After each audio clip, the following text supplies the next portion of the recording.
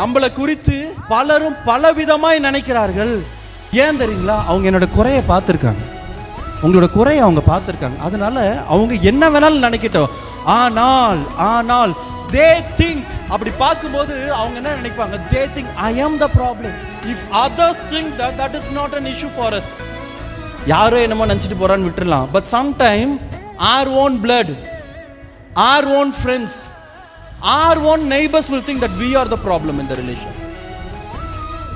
பல நேரம் நம்ம குடும்பத்தில் இருக்கிறவங்களே நம்மளை தான் குறை சொல்லுவாங்க, நீ தான் பிரச்சனை.